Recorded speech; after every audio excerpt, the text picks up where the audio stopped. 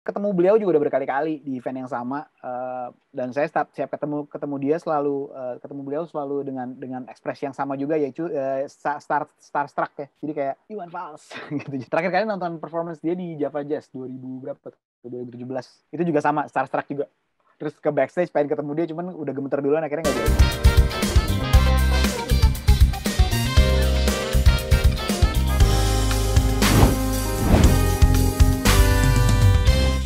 Fase dimana itu ngebikin insecure ke Berry gitu, karena gak mau disama-samain sama mereka gitu, sampai katanya pernah tuh Berry tuh sempat pakai nama Berry Liku, jadi namanya gak ada nih.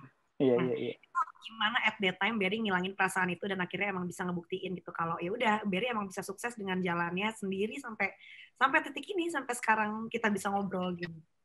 Kalau dibilang insecure sih nggak necessary insecure banget sih, lebih ke nggak mau orang ekspektasi macam-macam gitu. Jadi kayak orang kalau udah asosiasi nama Likumahua tuh kayak udah langsung, oh berarti dia begini, berarti dia begitu. Sementara waktu starting out kan I don't really know what I wanna do gitu. Masih kayak masih pengen main aja gitu. Belum kayak kebayang nanti harus jadi artis A, harus jadi apa. Tapi lebih ke pengen coba main aja. Nah waktu itu kayak ngerasa, kok semua orang gitu ya mengasosiasikan gitu. Dan yang paling gak suka adalah kalau ketemu orang di industri musik kan unik ya. Kayak kalau kita ketemu orang yang lebih senior, biasanya mereka agak jutek dulu awalnya gitu. Dan kalau kita mainnya bagus dan kita gaulnya asik, biasanya kita bisa nongkrong sama mereka dan bisa jadi temenan. Nah, saya ngalamin itu. Cuman salah satu yang paling gak serunya adalah ketika saya mau latihan, dia orang ini jutek banget, bener-bener jutek banget gitu. Kelar latihan, salah satu teman saya yang ngajak bilang, dia anaknya Ben Likumahua. Langsung raut mukanya berubah, langsung, wah anaknya Om Benny, apa kabar, papa, gini. Waktu itu saya ngerasa kayak, nggak asik ya kalau kayak gini terus. Lebih asik. Siapa dulu gitu kan ya? Itu dia, kok jadi kayak agak-agak nepotisme gitu ya. Kayak gue ngerasa kayak lebih baik gue nggak disukain, tapi once dia suka sama gue karena memang gue mainnya enak. Iya, karena emang gue sabi banget dari yang dia lihat. Itu dia. Jadi itulah sebenarnya salah satu alasannya. Dan akhirnya waktu itu memang bener sempat nggak pakai nama Likumahua, pakai nama Liku. Jadi Likoe di ejaan lama gitu, supaya beda aja gitu dan orang kayak nggak bisa asosiasiin. Dan itu berjalan 1 tahun. Dan sepanjang 1 tahun itu gig, hampir semua gig gue di buku acara ataupun event-event apa pasti namanya Berry Liquue gitu. Dan sampai satu kali bokap datang di salah satu acara itu dan gue kasih mereka tiket gratis, bokap nyokap, terus ada buku acaranya dan dia baca bass player Berry Liku, kok nggak mau pakai nama Likumahua ya gitu. Dan dia disitulah dia nanya ke nyokap gitu kayak, mah kok si Berry nggak mau pakai nama Likumahua, padahal kan gue anak cowok satu-satunya yang harus menyandang nama itu gitu. Dan akhirnya semenjak itulah jadi gue balik lagi pakai nama Likumahua. Jadi mulai pakai nama Likumahua gara-gara acara bokap datang itu. Dan pelan-pelan aja ya, kayak sooner or later akan ketahuan sama bokap dan itu pasti akan ganti. Cuma waktu itu setahun gitu ya. Iya, setahun. Dan untungnya memang karena sepanjang setahun itu berhasil banget punya networking gitu. Jadi kayak ya udah nggak apa-apa sekarang pakai nama Likumahua, toh gue udah punya networknya. Orang udah tahu Berry sebagai pemain bass dan bukan hanya karena anaknya Ben Likumahua aja dan bukan hanya karena ponakannya Utha Likumahua gitu. Oke.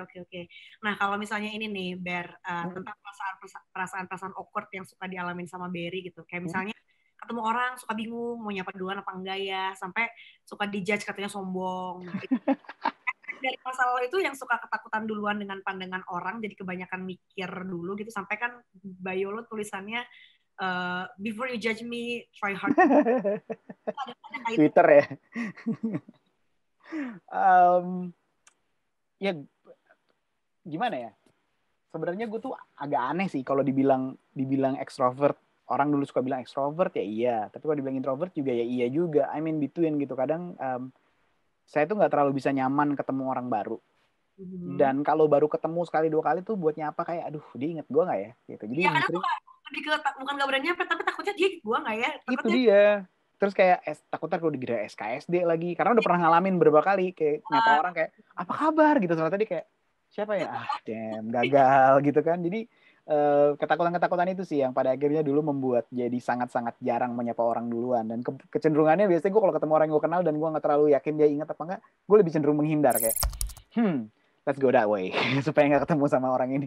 Karena suka ngerasa bukan apa ya, lebih canggung sih, awkward. Dan kebetulan saya tuh tipe orang yang nggak bisa small talk. I don't do small talk. Jadi nggak bisa yang kayak apa kabar, gitu, how's the weather gitu, nggak bisa. Jadi gue lebih cenderung kayak kalau ngobrol pasti harus yang wah gimana gitu, memang harus benar-benar punya connection gitu. Jadi kadang-kadang ya itu sih ada awkwardness untungnya sih banyak orang yang udah akhirnya kenal sama saya, mereka bisa bilang, iya gue emang dulu nyangkanya lu sombong, cuman ternyata ya emang lu orangnya awkward-an aja, emang lu orangnya nggak bisa ngobrol aja gitu. Saya tipe orang yang bisa duduk sebelahan sama orang nggak ngobrol lama tuh saya bisa banget gitu. Jadi itu yang kadang-kadang bikin jadi kendala sih. Oke. Sama ini nih, ada yang bilang juga katanya kalau masalah jodoh ya, itu ketemunya di lingkungan yang sama. Kayak Berry ketemu sama Adinda Salahita, itu kan ada di lingkungan jazz juga ya. Dan backing vokalnya Berry Likumahua Project kan. Ya. Itu di BLP emang udah dekat atau baru dekat setelahnya? Wah, baru deketnya setelah bertahun-tahun setelah itu. karena sebenarnya dia adalah adiknya temen gitu. Jadi waktu itu memang 2007, karena 2007 manggung di satu jazz festival di Jakarta, featuring sama Glenn Fredly. Dan pada masa itu kan kita belum terlalu pakai sequencer kayak sekarang ya, belum bisa yang play tinggal ada backing vokalnya. Zaman itu kan belum terlalu. Jadi akhirnya kayak gimana ya, gue harus cari backing vokal nih. Waktu itu Matthew masih vokalis dan dia jadi backing vokal. Cuma kayak kurang gitu, kayak masih dia cuma sendirian ya. Akhirnya hire lah si Adinda Salahita ini, dan dapetnya dari teman karena itu benar-benar cuma sisa seminggu sebelum acara gitu. Jadi bahkan dia cuma sempat latihan sekali. Dan karena adiknya temen, jadi mindsetnya adiknya temen gitu, kayak ya udah deh bantuin. Cuman memang dari awal kayak ngeliat, wah cantik banget ini cewek gitu. cuman ya nggak mungkin lah dia mau sama gue gitu kan, awalnya kan gitu. 2007 nggak ketemu lama, 2008 sempat ngobrol mau bantuin dia bikin single, nggak ketemu lagi. 2009 suka ketemu, 2010 suka ketemu, tapi ketemunya dia punya pacar, saya juga punya pacar. Akhirnya 2011 lah baru kita bertemu lagi dan terbersit lah perasaan tersebut. Berarti 2000 itu kan dari 2007, 8, 9 sampai berapa tadi? 2011. 11. Ya 4 tahunan. Ya lama sih ya. Ya nggak langsung saat awal-awal baru ketemu ya. Lama banget. Dan ya seru sih kalau ngulik ceritanya sih, seru banget. Cuman puji syukur lah akhirnya jadi istri. Jadi kadang-kadang kalau saya bangun pagi ngeliat dia juga kayak, bisa juga loh jadi istri gue ya. Suka nggak nyangka sih kadang-kadang, cuman ya. By the way, I am your wife. I would say, gue lumayan ngefans sih. Jadi gue sempat digging, cari, nemulah this one girl yang lagunya judulnya Terbiasa. Ini siapa nih? Pas gue cari, kalau nggak salah lu yang produserin, terus lu sempat ngisi-ngisi apanya juga gitu. Terus digarap sama Berry nih gitu. Dan baru pas hari ini sebelum briefing sama produser gue baru tahu kalau lu adalah suaminya ternyata. Gitu, kayak gue beberapa kalau live gue bawain lagu cover Indonesia tuh gue bingung banget lagu siapa ya. Kadang gue juga nggak terlalu dengerin yang pop-pop banget gitu. Akhirnya gue selalu bawain lagunya Adinda yang Terbiasa itu. Oh gitu, serius? Wow.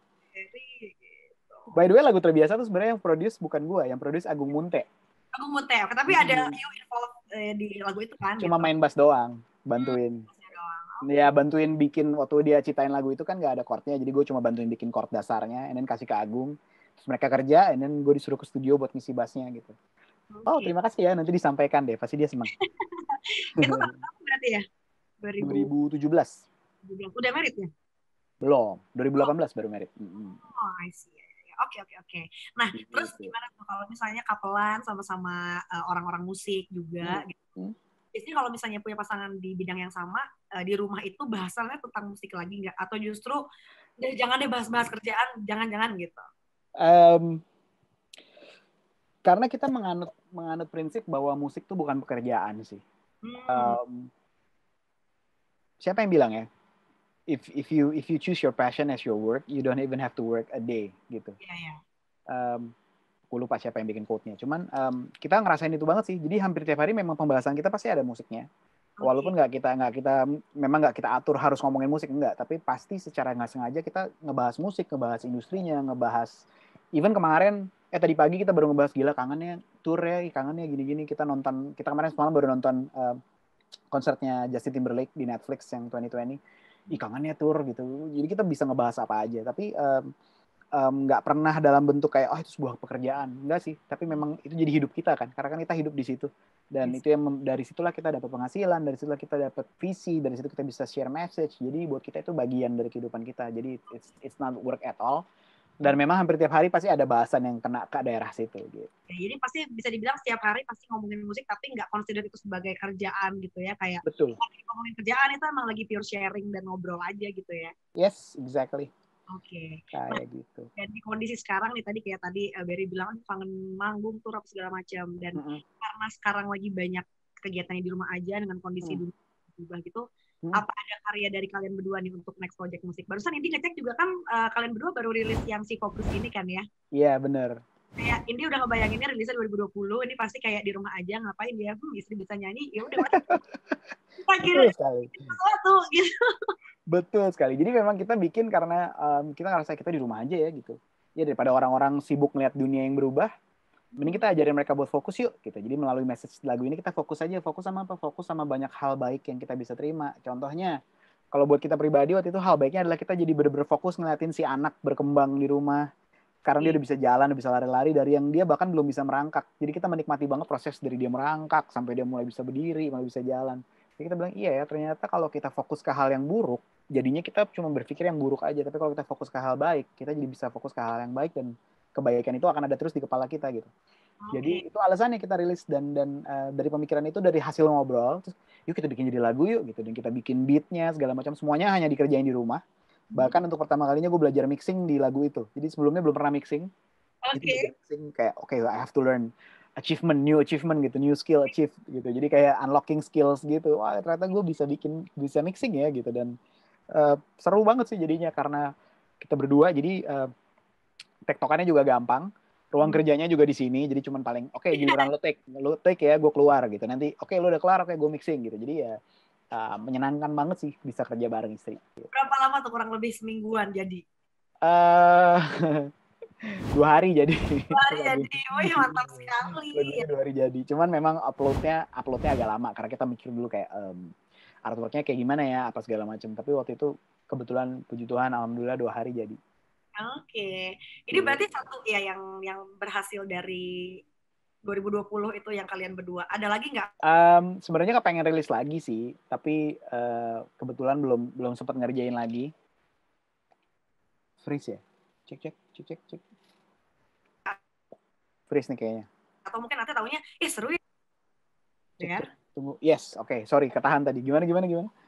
Oke, jadi kan ini akhirnya sampai bikin nih jadi kan si Fokus ini barengan sama Adinda gitu. Terus dari sini jadi malah kepikiran ke yang lain juga nggak? Ternyata seru ya bikin project berdua. Terus taunya mau jadi dibanyakin sampai bikin EP atau album maybe gitu nggak? Plannya memang kita mau bikin EP. Jadi memang setelah kemarin kita rilis kayak seru juga ya kita ngerjainnya di rumah gitu. Pengen bikin EP. Cuman entah kenapa kemarin malah jadwal agak ribet gitu. Jadi kayak kok padat sih kita nggak sempet ngerjain gitu. Dan mudah-mudahan sih kita bisa kerjain dalam waktu dekat.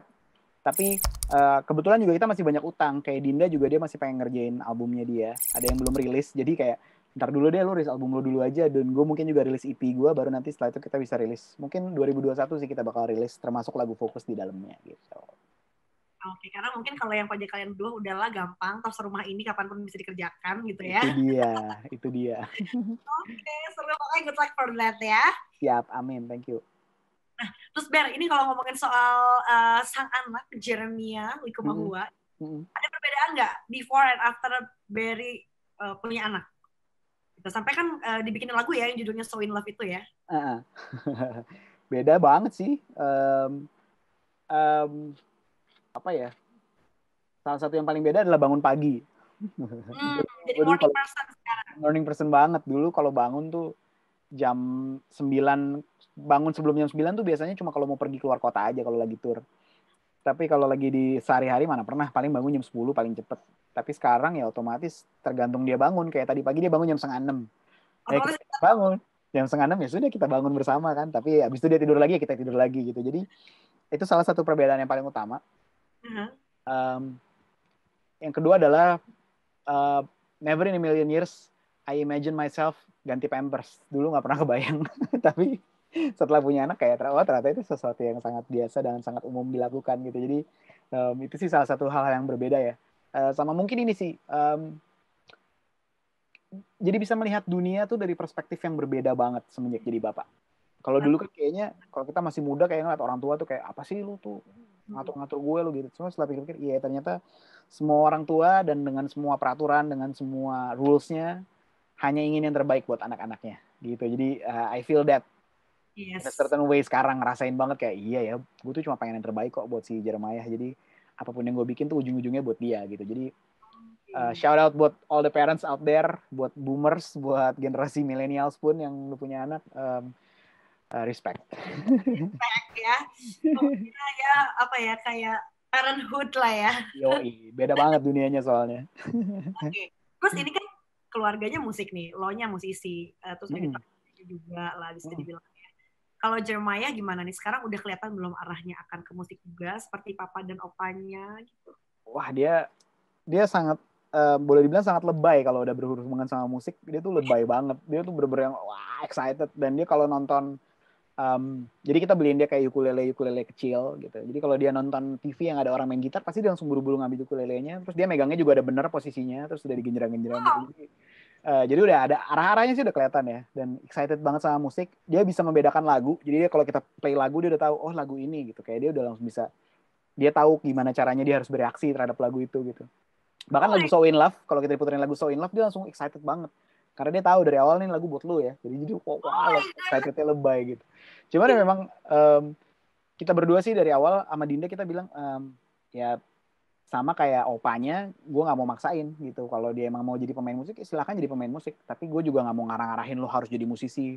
Nanti lo harus les piano, nanti lo harus les ini, nggak. Biarlah semuanya itu comes naturally. Karena sama seperti bapaknya yang bisa comes naturally, sama seperti opanya yang juga comes everything naturally, nggak pernah dipaksa gitu. Jadi kita pengennya ya kalau kehidupannya dia musik tiap hari ya wajar karena memang kita musisi gitu. Jadi sekarang kalau lihat kebetulan nih di ruangan kerja gue ini ada bass. Jadi kalau lihat gue udah pegang bass pasti lebay banget, dia langsung yang wah nyamperin gitu. Jadi dia kayak udah excited banget lah. Seru. Oke, kalau gitu thank you ya Berry ya. Sekarang Sama-sama. kita mau jawabin pertanyaan netizen ya. Ini ada beberapa yang udah nanya di Instagram. Ini ada dari @baskhalif_project. Wah, ini udah seperti Berry Likumawa. BKP. Berry mau nanya, satu, karakter banyak nih. Karakter kayu apa sih yang cocok untuk sound bass-nya sendiri, yang mulai untuk body, neck, dan fretboard-nya? Teknis banget nih. Haruskah pemain bass itu pakai efek? Kalau Berry pakai efek apa aja yang wajib ada di pedal boardnya Mas Berry? Wow, ini benar-benar teknis banget sih ya. Technical. Berapa lama waktu yang diperluin Berry untuk latihan fingering per harinya? Oke, pertanyaan pertama, kalau bicara kayu itu semua preference. Kita nggak bisa punya satu yang spesifik. Tapi kalau kita bicara karakter kayunya bisa. Misalnya maple itu jauh lebih bright soundnya. Jadi kalau kita pakai necknya maple, soundnya akan jauh lebih bright dibanding neck rosewood. Jadi kalau kita pakai maple buat slap, bunyinya akan jauh lebih kedengeran. Lalu kalau untuk body biasanya kalau saya lebih suka ash down karena memang seperti bunyinya juga sangat lebih keluar karakternya dibanding yang lain-lain, misalnya ebony atau mahogany.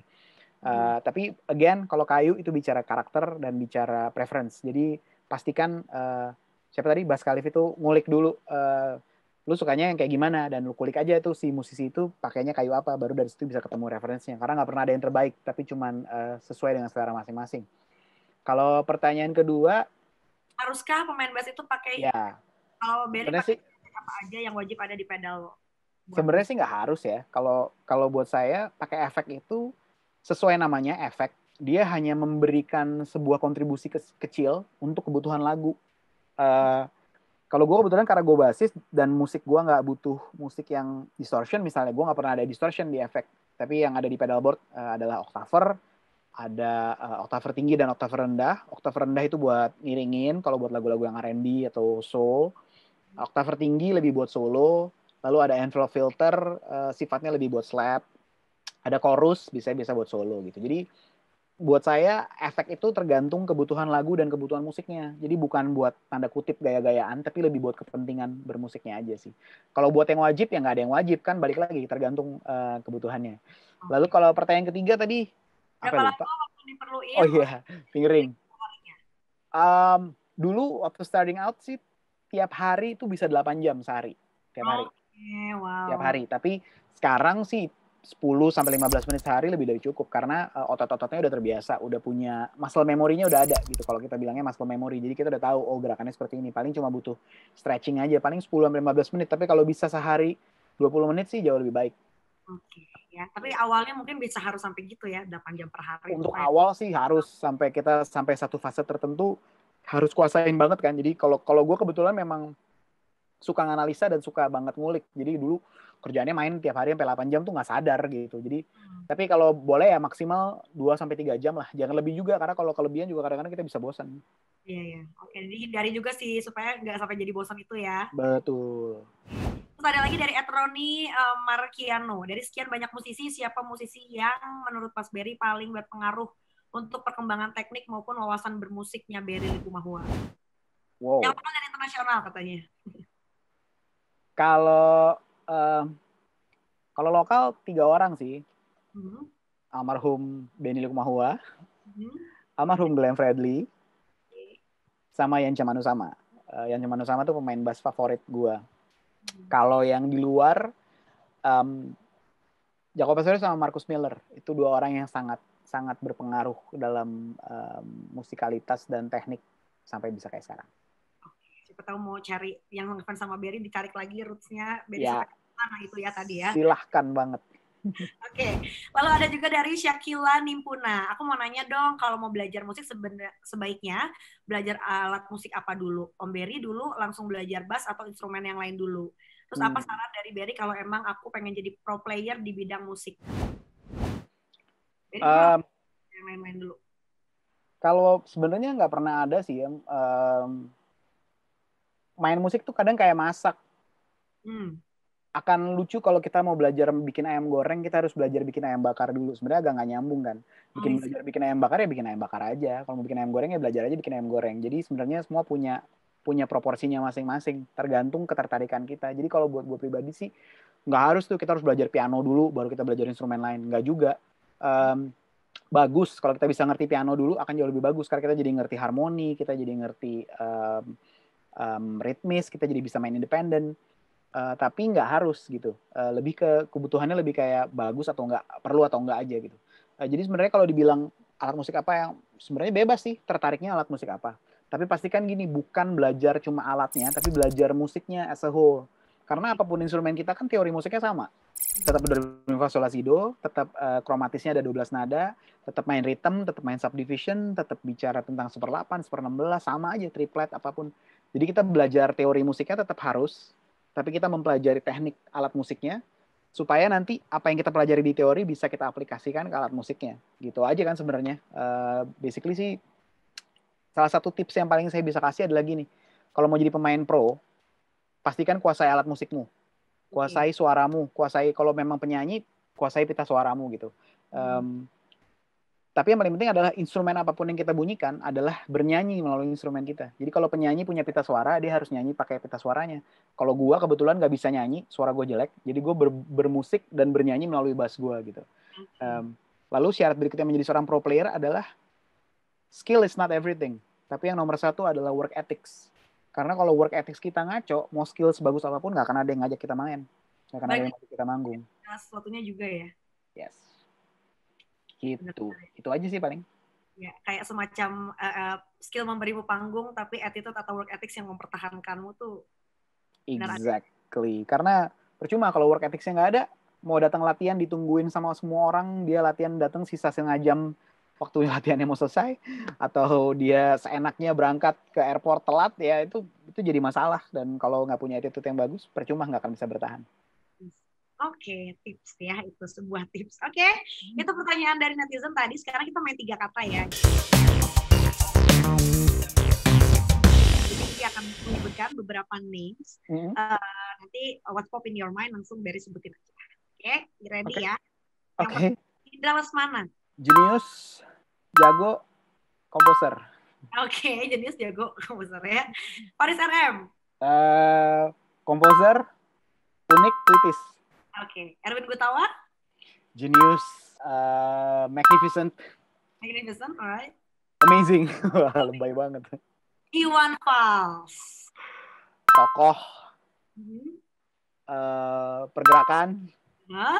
Luar biasa. Nyambung tokoh pergerakan luar biasa. Oke. Nextnya ya, Bondan Prakoso. Mengagumkan. Apalagi ya? Jago. Visioner. Kahitna. Lagu cinta. Lagu cinta. Romantis. Banget ya, romantis. Romantis. Abadi. Abadi, iya sih. 34 tahun ya, Bo ya. Lama banget. Netral. Selengean. Seru. Breakthrough. Next ada tangga. Wah, kata-kata pertama yang muncul adalah udah nggak ada. Punah. Punah. Tapi legendaris. Abadi juga sih. Oke, iya sih. Meskipun udah nggak ada, semua orang masih tahu sih kalau ini tangga. Lagunya pasti langsung tahu yang mana. Iya. Nadine. Chick. Unik. Talented. Alright. Lalu ada Marcel Siahaan. Wah. Keker. Tato. Oke, satu lagi. Smooth. Lalu Agnes Mo. Ambisi. Ambition, oke, ambisi. Mimpi. Internasional. Dan last but not least, almarhum Glenn Fredly. Kakak. Supportive dan energy. Your energy ya. Yoi. So many energy. Oke, last ini ada permainan pilih kemana.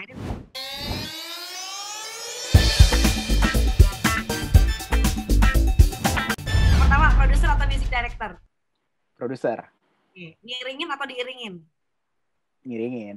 Main musik atau main sama anak? Main sama anak.